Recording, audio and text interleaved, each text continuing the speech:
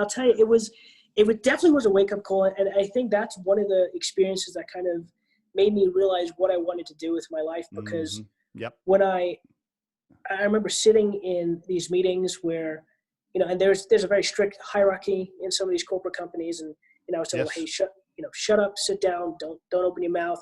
And I do remember being in a board meeting with one of the owners of the company, and it was all the managers, heads of every department, and my manager at that point in time, he was really cool. He knew that I came from an entrepreneurial background. He kind of had that with him too, and he said, "Look, I'm going to bring you into this meeting. Just shut your mouth," And so I got into that meeting there, and I remember they were trying to do some deal with a very large aircraft company, and their specialty was, airlines and buying aircraft and airline parts, but they never really knew much about private jets. And this was the first deal they were considering buying private jets. And guess what? You know a little bit about private jets. Exactly. And I remember the owner of the company talking to everyone there, kind of asking their opinion, and everyone was just kind of giving him the yes treatment. Yeah. And I probably shouldn't have, but I spoke up and I said, "Sir, I'm sorry, but this is a horrible idea. This deal is this is a really bad idea." Your boss is over there going, "Oh my God." Yeah. Oh, he sunk into his chair. And I remember the owner of the company was standing up at like this big long board table. He looked at me. He's like, "Who let their kid in here?" And I was like, "Oh." He said that? Oh, he said it. He had no qualms in saying that whatsoever. Wow. And he's like, "What's your name? Why do why do you think that?" And it was cool that he gave me an opportunity to at least speak. And I presented why I thought it was a really bad idea, and he gave me the opportunity to write it up for him. So, that's one thing I would say too is, a lot of times I see people that are kind of in this kind of corporate structure environment, and everyone just wants to go with that group think. I know, but right? I don't think that guy ever would have known my name if I hadn't said something and made him know my name. You're right. You're right. Yeah, no, you're totally right. You have to take advantage of moments. I call them moments, right? There are moments where you have got to act, and it is risky. And by the way, that could have went the other direction, right? You could have been fired, and who knows? But if you don't reach out and grab those moments and take advantage of them, nothing's going to happen for you. So, that's a great tip for the listeners. Okay, cool. All right. So then what happens? So, I stayed with that job for, maybe about 2 years or so. And I got to, I remember like at that point in time, just to kind of give you an idea of what my life was. So when I moved to Boca Raton, I had no idea where the office was, and I did not know that West Palm and Boca are like an hour from each other. So I rented an apartment, sight unseen, in West Palm, and I had an hour commute to Boca, which was, I figured it out, right? But I probably go and visit if you're going to rent an apartment before, go and take a look at it, right? I was just so gung ho to get down there. But what I was doing is, I would get up at maybe 6, 7. Get to work at 8. My other boss at the time, my boss's boss, he was an ex-military drill instructor. So his whole motto was, you take a leak, you drink your coffee, you do whatever you need to do. But if work starts at 9 and you're in your seat by 8:30, if you're on time, you're late. So I remember I get up at 6 or 7, drive an hour to work. I work from 8:30 to maybe about 5:36. And then from 6 to midnight, I had a small office just, away from my job. It was maybe about 200 square feet. It was me and my partner at the time in the concierge company. And did you have like a co-founder or just or somebody that worked with you? So he was a family friend, and Right, cool. He was going through law school. He decided he wanted a break. Our families introduced us. I was like, hey man, like that's great. Let's do this thing together. All right, and cool. So 8:30 to 5:30 or 6, he was in the office, and then I would come in for my shift, I see. from like 6 to midnight. And then midnight, I would get home maybe around 1, sleep for a couple hours, get up, do the whole thing again. See, I love it, bro. I love it, bro.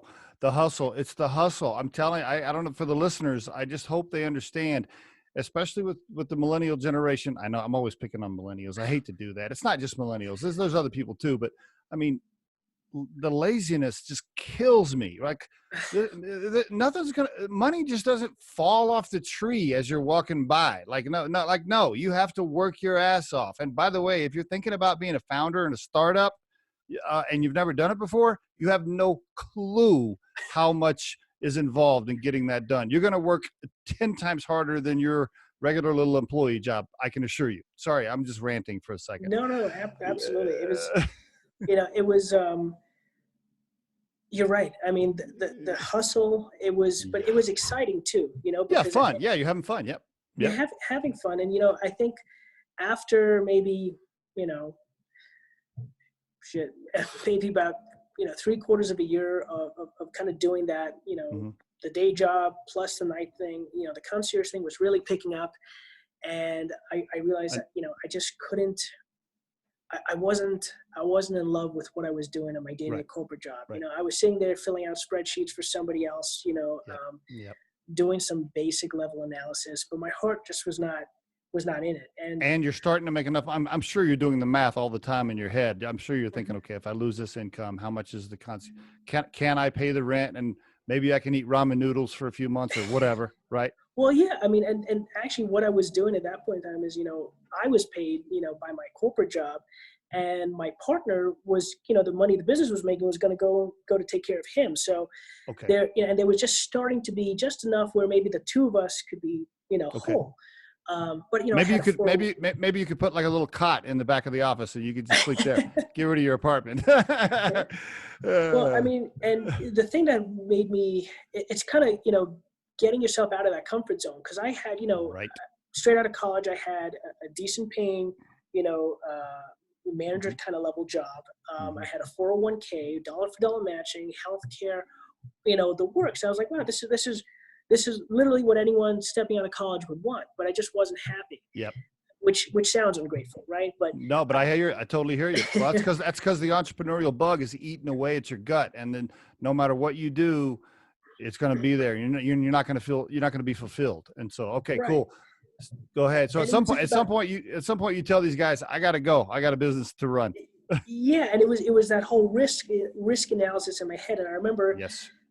It was a random Friday, right? And I'd been kind of really mulling the decision over all week, and I was like, you know what, like, I can't do this. If I'm gonna take the risk, like I'm young, this is the time to do it. I don't have a wife, I don't have kids. Like, I can take this risk. I can do it. And I remember it was Friday, 5 p.m., which I recommend not doing, by the way. Don't do it this way. But I had a letter and I gave it to my manager for Friday at 5 p.m. He's like, really? Like now? You're gonna blow my weekend. You're gonna ruin my weekend. Thank you. So we walked down to HR, and literally the HR director, she was locking up the door, and he was like, "Hey, Arman wants to quit," and you could just see in her eyes, she was like, unlocked the door. We went back inside, and I was like, "Look, okay, I'll come back in on Monday, and finish." Transition out everything I had to. And at that point in time, I thought I was pretty good. I had a little bit of money in my 401k. All right. And, I saved maybe a little bit of cash. And the business was already kind of stood up a little bit. It's not like you had to invest money in product or systems. Like you already. Correct. Yeah. Yeah. And I thought, you know what? Okay. So I basically have I got maybe like 2-3 months runway to really just make sure that which is not enough, by the way. Right. But I thought, okay, 2-3 months runway. I don't have really many expenses. I can make this work. What'd your dad say? What'd your dad say? They were very supportive. At that point they were like, you know what, if this is what you feel like you got it. My mom was freaking out a little bit. My dad was like, okay, if you're going to do it, like, go for it. You're going to do it, And I think it was Monday when I remember speaking to HR again, and they told me that since I had quit, a couple things had changed. The dollar for dollar matching that they had in my 401k was gone. So suddenly it went from like here to here. And then they had paid for my last semester in school, which I had to pay back as well. And I also quit in the middle of pay weeks, which was also stupid because I didn't really think about that. But I was just I was so focused on getting out that I didn't think, well, if I wait one more week, I'll have another paycheck. So I didn't get that paycheck either. So now I went from having like a nice little nest egg, and I was like, I have literally enough money for rent for the next month, and that's it. So Oh, shit. I remember walking into my little 200 square foot office, and I was sitting down with my partner, and I got my face in my hands. I was like, I don't have any money. I was like, Yeah, so exactly. we have 30 days, and whatever we do, we need to make rent in 30 days. I was like, or I'm sleeping on your couch, right? And, going I back to that love whole it. hustle thing, that amount of pressure, while Exactly. it sounds debilitating, that lit a fire under my ass like you could not Yep. believe. I mean, when you literally have nothing else that you can count on, That's you right. know? So yeah, That is and then, so that is so true. And that's a little pause for the listeners too. And I can relate even with Riderflex, starting Riderflex. When all of a sudden you realize that no money is coming in unless you get your ass up and hustle personally to make the next contract happen, until you live that, you don't really fully understand. The Riderflex podcast features entrepreneurs, business executives, and the stories behind how they got there, as well as daily tips on career advice and job interviews.